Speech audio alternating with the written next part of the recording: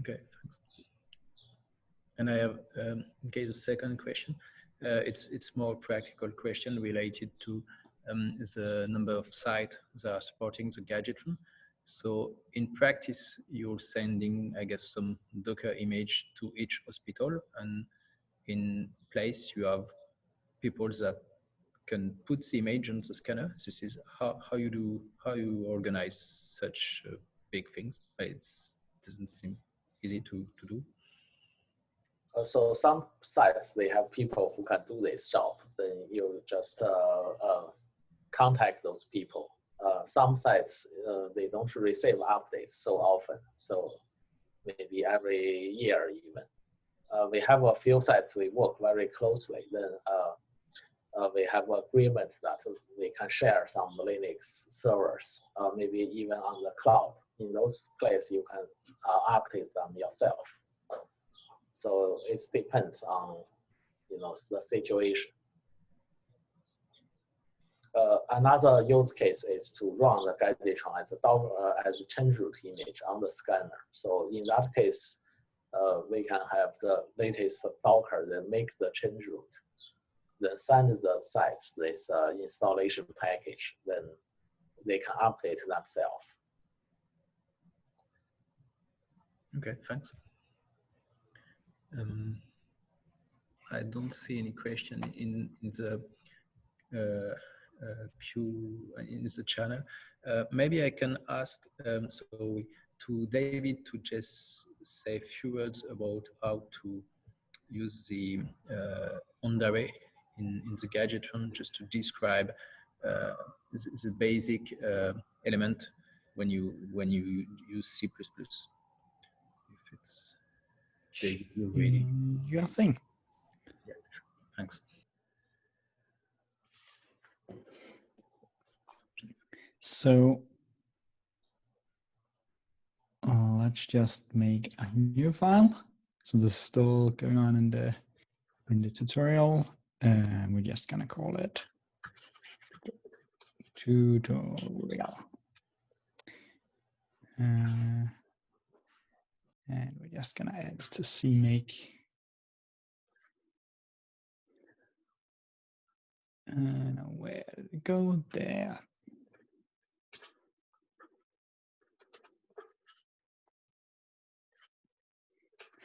And we'll just make an empty function to have somewhere to run code.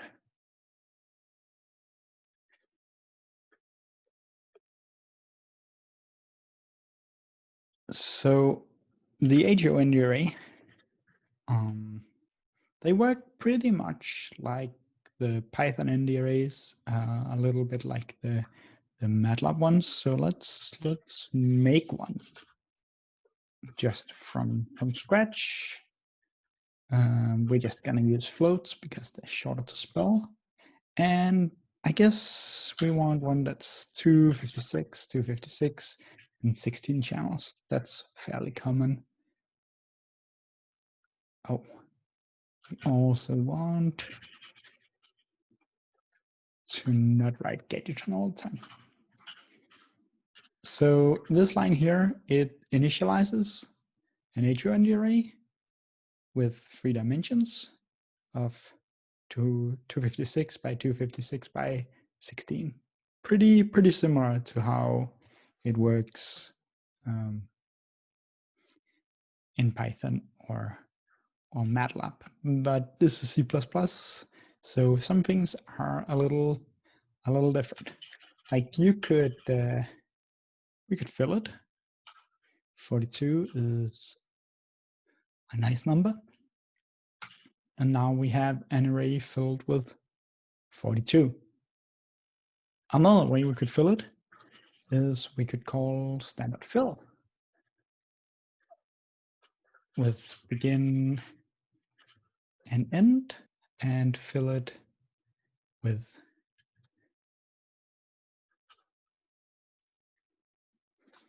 (42). So the HOND arrays, they're valid for all the standard algorithms, but they also have some convenience functions that let you work with them in a more MATLAB-esque way. So I did reshape earlier. And you can see someone has been nice enough to actually write at least a semi-useful comment here. So we want to reshape this, say 256 and 128, and we're gonna add -1.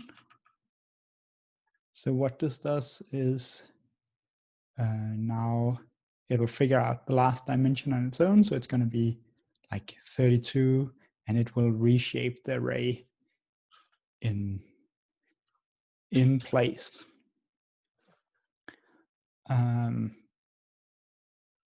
I think we covered the slicing fairly well earlier. Let me think what else you want to do. Valerie, you had some very clear questions earlier, and apparently I forgot all of them. Maybe just, so it's related to the question of one participant. It's maybe how to copy from, let's say, older C++, like a vector into an array.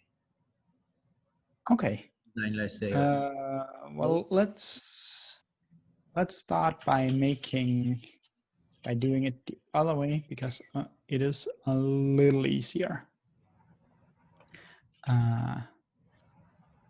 We're gonna make, actually it's gonna be like this. We're gonna make a vector that's a copy of our data. So it needs to be the same data type. And we can just go, because we're a nice STL container,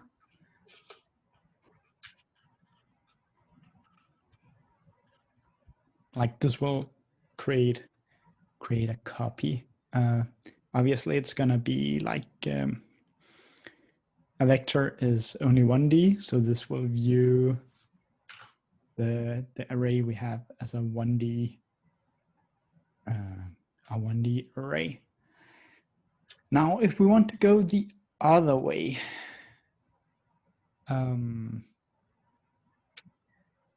let's make a new array.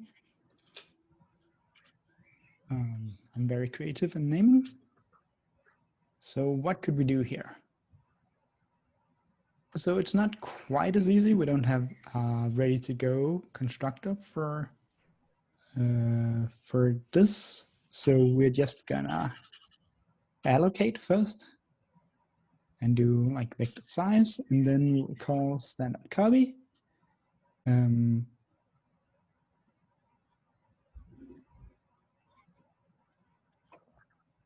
Unvec begin, vec end, and array to begin, like this. And now we have a copy of our standard vector.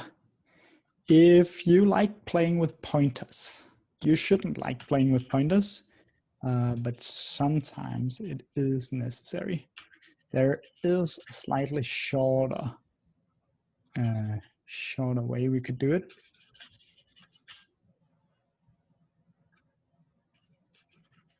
We just go ahead and grab the data. So this does something slightly nasty. Now the array it's not a copy of our standard vector. It's actually pointing at the same data. So if I change anything in array here, it'll change something in vec. But more dangerously, if suddenly if I change the size of my standard vector, now this array here is utterly broken. So be very careful when you do this. Like, it's your responsibility that this here is a pointer, and it's your responsibility that it does not go out of scope ever. So don't do that. Do this. But if you see someone doing stuff like that in Gadgetron, at least now you know what it does.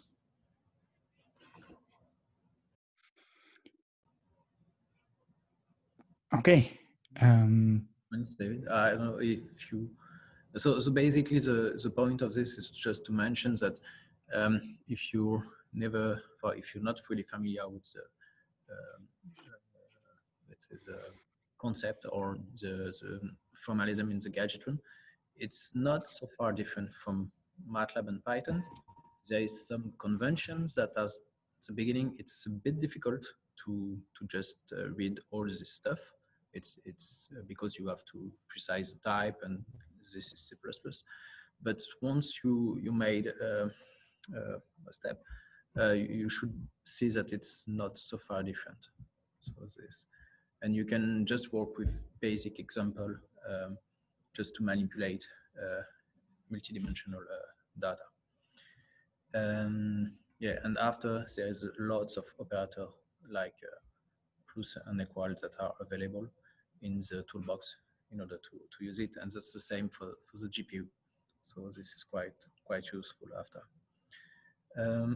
There's some. Maybe I'll let you finish, David.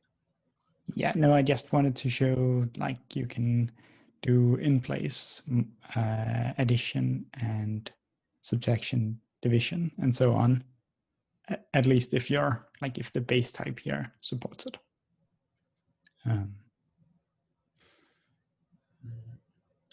David, is there any chance of HOND array becoming a standard outside of the Gadgetron world, or something that's analogous, because it's so nice?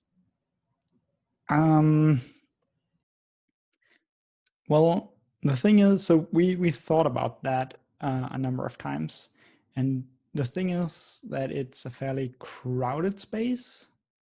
Like we are not the only ones making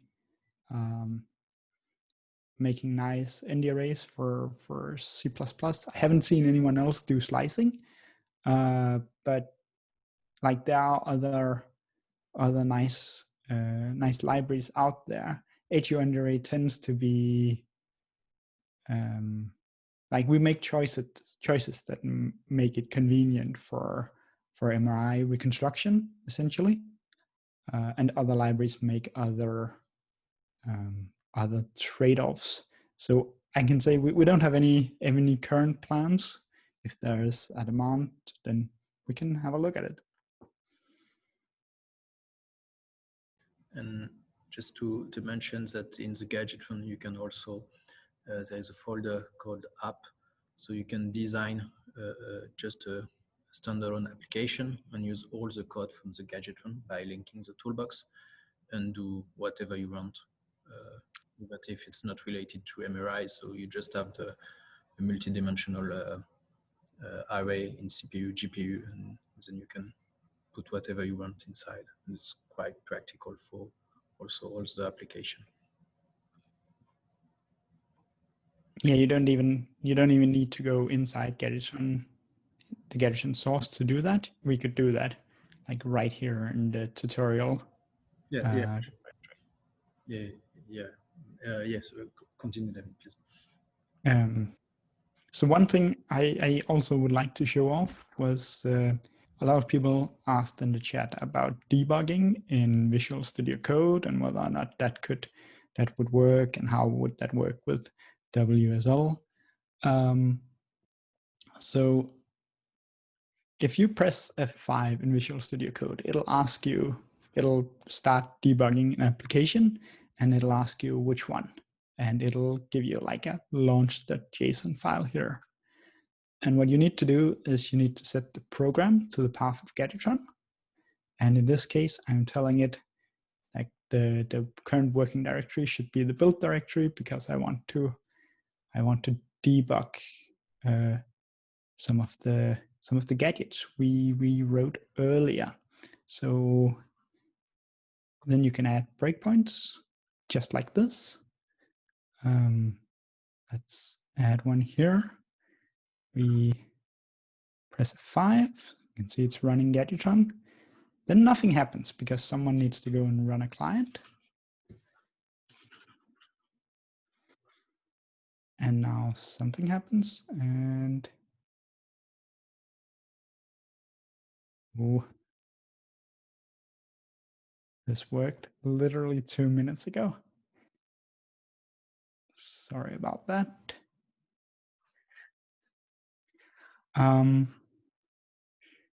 Yeah, we're just gonna stop it because it didn't do the breakpoint. Okay, so what was the mistake that David made? He made the mistake of having a release build of Gadgetron, which is what you get when you install from the package, and you need a debug build. So we're just quickly gonna install a debug version and go back to the tutorial.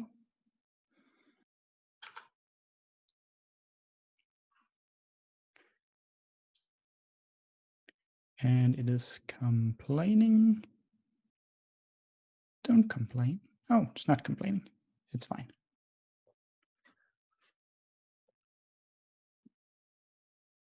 Stop at my breakpoint, please. Yeah, now it worked. So you need debug symbols.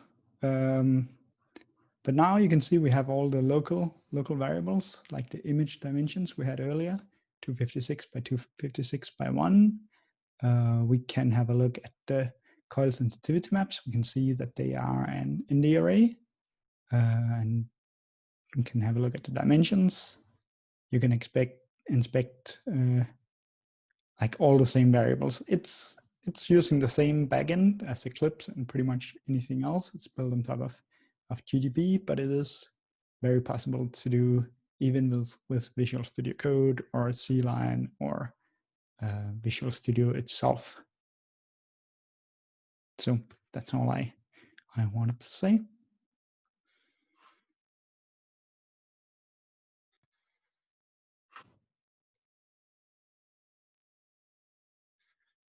Thanks, David. We will continue maybe with the question of today. So there's lots of questions related to the, let's say, the C++ environment. There was maybe I'll let first Raj. Raj, are you here? Yeah, sorry. Maybe I'll let you make some comment about the yeah, I can do. Just before I do that, there is one last question in the Q&A today from Karina Iseva. It's a bit confused about the variety of process signatures. So there's some gadgets that can inherit from gadget 1, gadget 2, and other classes. And today we've been working with the channel gadgets, which is quite different to what happened before. So could you explain in a few words which are the rules to choose a good gadget to inherit from, and which are compatible and which are not? So you can use the gadget 1, gadget 2, but they are generally more cumbersome to work with. You need to, like, you have to work with these gadget container messages. You have to make sure that they are properly freed so you don't leak memory. It's a little bit cumbersome. So that's how we used to do it in Gadgetron 3. Because we're backwards compatible, you can still do that. It all works. But in general, if you make a new gadget, make a channel gadget. It can do everything you can with the old style gadget, but just a few lines of code, less possibility of shooting your foot off.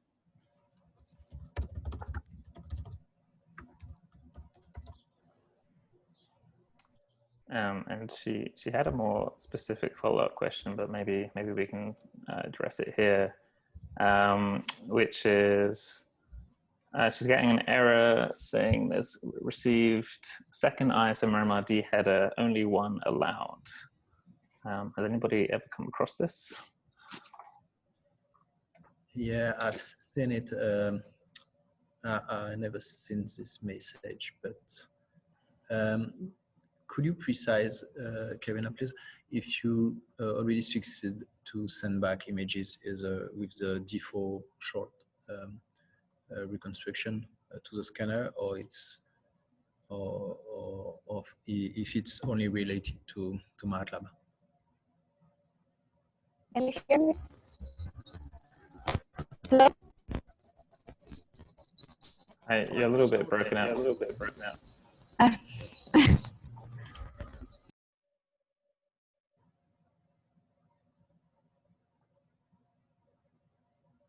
Okay, maybe she'll try and write some message instead.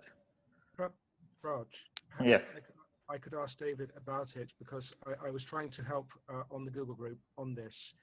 And this error message seems to come through, as you see, from core.cpp. So that seems very internal to Gadgetron.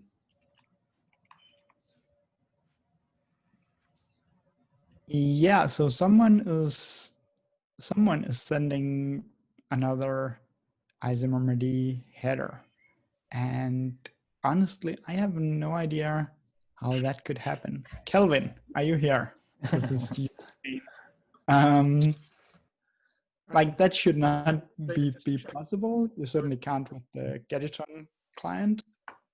David, there are two similar error messages. One is Isomer RD header, and the other one is configuration. So is the header here the acquisition header? Yes. No, it's the data set header, like the XML. It is the XML for sure, because there's a similar error message which talks about configuration. Yeah, and that's talking about the XML, like the your gadget chain, the XML that specifies the layout of the gadget chain. Okay. It is the XML header, yeah. So I assume that if you're using the Gadgetron Isomer RD client, or you're using the scanner, it will only send one of each. It'll only send one config file, and it'll only send one like XML parameter script. So I think if it's getting two, I would suspect that the issue is in how the gadget chain is being configured, in which you're somehow accidentally sending something twice within the chain. The client itself should not have the ability to send two within one session.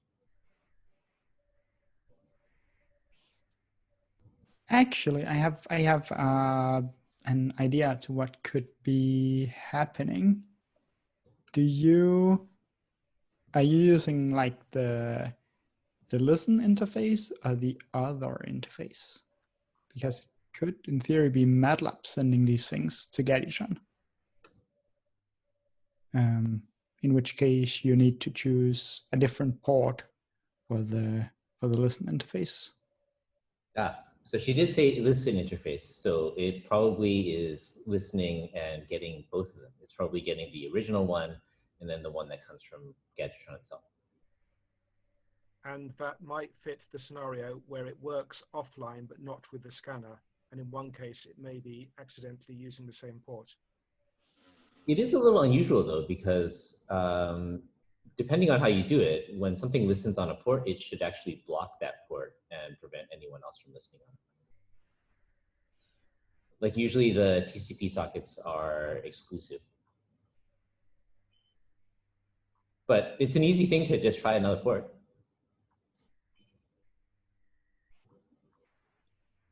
Okay, maybe we'll keep working on that in the Google group. Another question that's coming from Asan Javid: so how easy is it to develop gadgets with GPU processing? Does Gadgetron provide some nice features to facilitate processing of HOND arrays in GPUs? Yes, Gadgetron does provide some GPU, a GPU interface. We have an HOND array for host ND array, and we have a CUND array for a CUDA ND array, which will allocate on your graphics card. It doesn't support quite the same features, like you can't do things like slicing because it's on the GPU. It doesn't work with the standard algorithms, but we do have like a fairly decent library of like basic math things you can do with them, and you can pass the data onto CUDA kernels.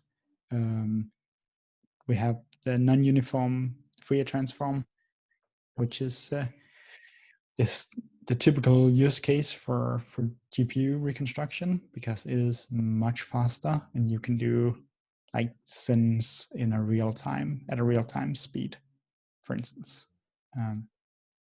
So we do have a lot of features, but I didn't want to go through them today simply because not all the participants here will have CUDA available.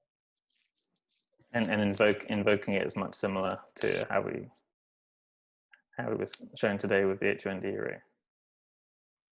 Yes, as far as possible, we try to have the exact same functions and the exact same names, because then we can write other pieces of code that don't care, that are just taking some sort of array and calling a function on that array, and it just works whether or not it's GPU or CPU. That's the theory, at least.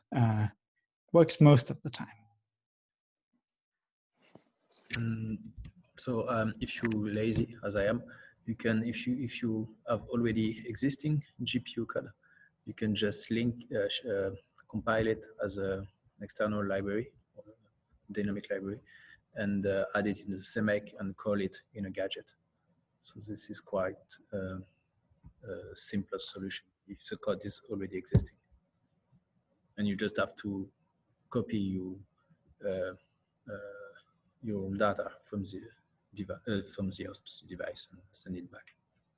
This is also a solution.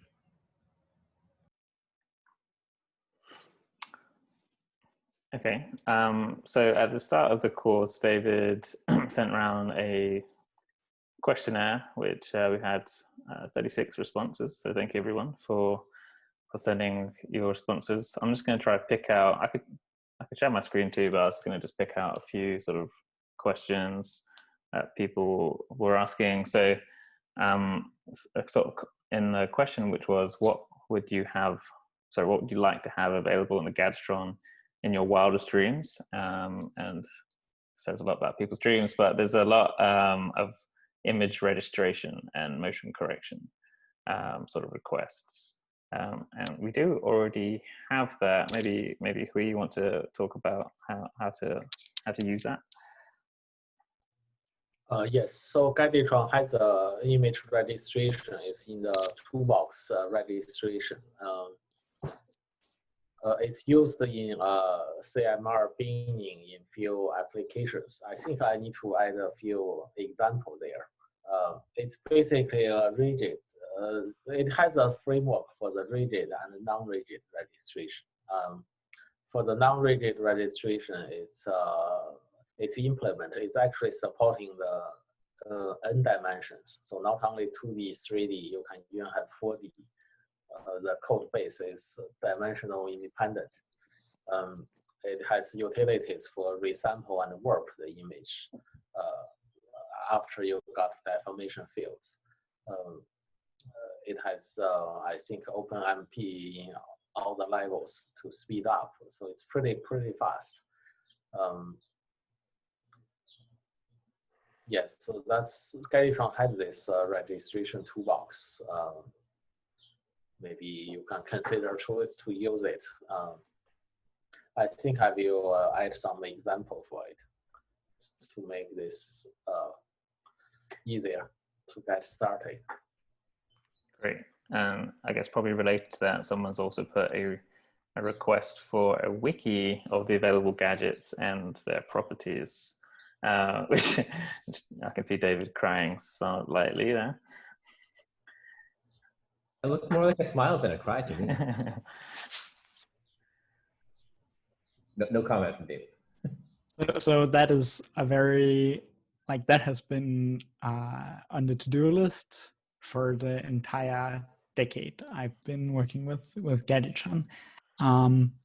So I guess what I can say is, if you want to help document the gadgets, then we could really use that help, because it's very, we try to document new things, but going back and documenting everything that's already in Gadgetron, well, it's a pretty big task, and we do it when we can, but we need help. Great. And so I'm just popping over the questions that I think we've probably covered in between weeks. So there was one request of integration with other sensor than MRI signal, and we've talked about the waveform streaming data in the MRD week, and so that's try to be as flexible as possible for a range of signals. It's just a matter of streaming it into your data. And one other request is running cloud computing reconstruction for compressed sensing, which again, I think Hui has demonstrated already. I don't know if you've got any more desires to make some examples of how to do that, Hui. So in the Gadgetron 4.x, it's David, you reworked everything for cloud computing. It's supporting beautifully. So basically, you can specify which dimension you want to send to different nodes. For example, for cine imaging, we send every slice to a node. Then that node will compute one slice. So for a 10 slice acquisition, you can have 10 computers running in parallel to process them. So basically, an order of magnitude speed up. The setup of Gadgetron is very flexible in the sense you can have many Gadgetron running on a local network, or they can they can be set up at the Microsoft Azure, for example, clouds. Then every Gadgetron could be running from its own Docker image. But from software point of view, it's no change. But I think what we are missing is, I think it has a wiki page. I remember to talking how to set up the cloud. But I think we need to revisit that wiki page. Maybe it wasn't updated for 4.x yet, right? Yes, and so you have the advantage of either using cloud, or if you've got local nodes, you can also distribute jobs in a similar way too. So I just want to mention there is on the wiki page there is a 4.0 page on distribution, on how to set that up and how to set up like a small scale network just locally. Great. Okay, and so moving on to the next section, which was what would you like to change in the Gadgetron? So kind of similar themes, people asking for documentation and debugging and support across the OSs. And I think across the courses, we've covered how you can get set up on Windows, Linux, and Mac using containers. And we've demonstrated a range of debugging and environments. So hopefully we've got enough spread across the 4 weeks that everyone can get up and running. And so one question was, was an option to let the MR host actually do the reconstruction and then do post-processing with Gadgetron. And hopefully from week 2, we've also seen how you can set where you send the images out, or send the data stream out to the Gadgetron. But correct me if I'm wrong there, Hui. Yes, that's definitely something we plan to work more on. So basically has a pure image processing chain. You receive image, then sending back some report or some image results. I think we have the image reader, writer, everything. So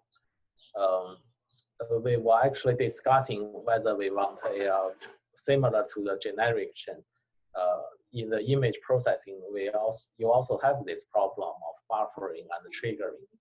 So whether we want to implement something similar concepts as a general support, then we can specify, okay, I want to process when every 20 image arrive or something like that. But yes, that's definitely needs to be implemented, I think, because adding image processing analysis into this workflow seems to become a new growth point these days. It's getting important. Yeah, a quick comment on my side. I think Gadgetron already supports it quite well, as you said, the image readers and writers for.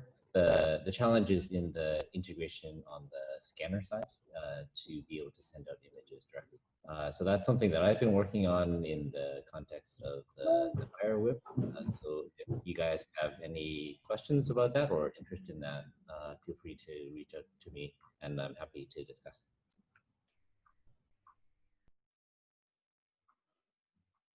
Great, thanks. The last thing I'll pull out from the things that's changed is 1D spectroscopy capability, which I don't know if we do or don't have. No, I haven't certainly worked on that. So someone else. We do have a little bit of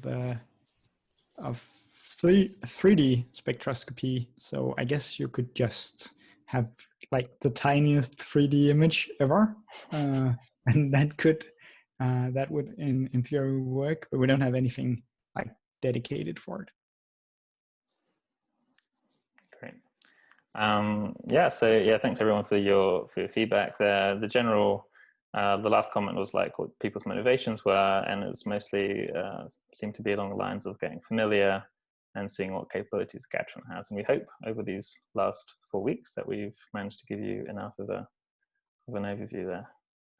Okay, Val, that's me from the feedback.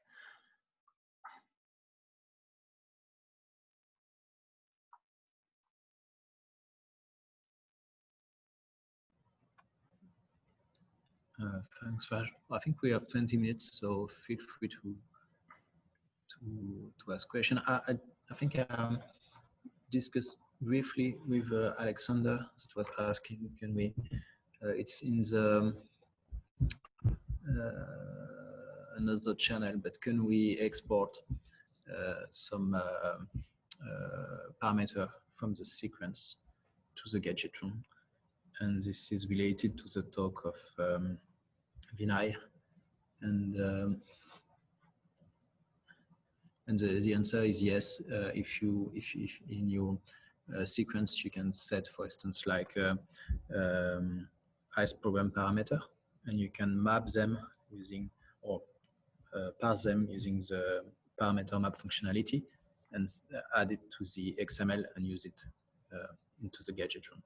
So basically, in practice, it allows you to specify some option in the special card of Siemens, for instance, and use it as an input in your reconstruction chain. So this is quite useful if you have, let's say, so for me, in my case, I have, let's say, different motion correction algorithm, like on chunk or Black Anodon or Lucas Canad, and I can precise in the special card which one I want to use, and then this information is transferred to the Gadgetron, and it picks the good one. But you can use this mechanism for almost anything.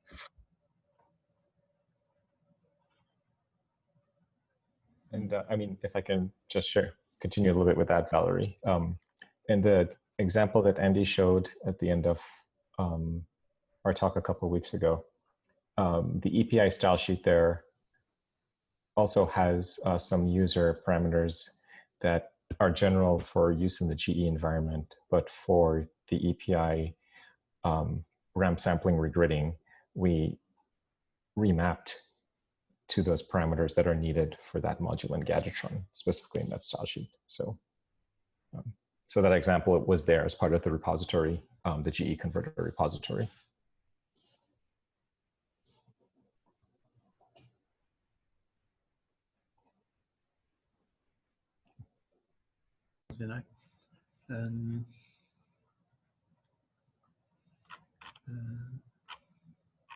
So if we miss one question, don't hesitate to ask us.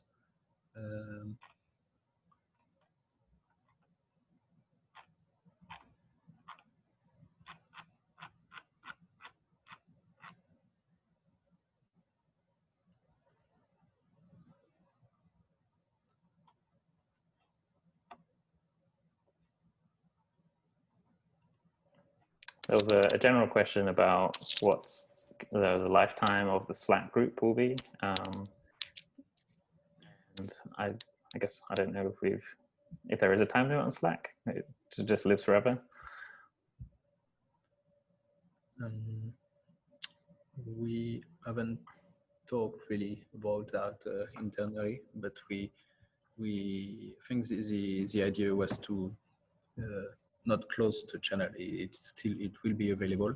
I would like to transfer all the content in a human readable file, because I can export it, because there's lots of things about installation and that could be useful, as mentioned in the channel. But I didn't find a way to do it easily. But yeah, maybe the channel will live, but it wasn't planned at the beginning. So yeah, we will keep you. So maybe we'll so after the end of the course, we'll just maybe send you a last email summarizing where everything is. So most of the things are on YouTube, where the final dataset is, and all the code and PDF should be on the GitHub website. That should be it. And after, we will stop any message.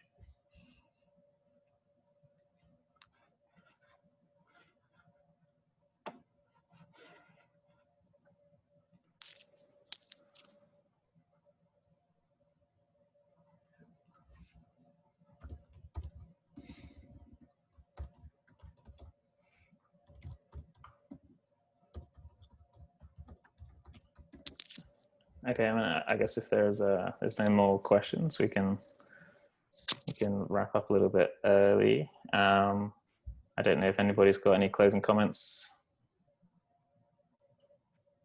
So I think it would be good at this point if we all give a great thank you to Valerie for his persistence in actually starting off with a real bricks and mortar summer school, and then when that couldn't take place, actually going ahead and being the motivation and the energy and the force to make sure that we have had such a, I think, very successful online Gadgetron class. And thanks also to all the presenters, and of course to the great participation which we've had. And I hope that will continue until the next class, whenever that comes next year, and with lots of further collaboration between everyone who's been involved.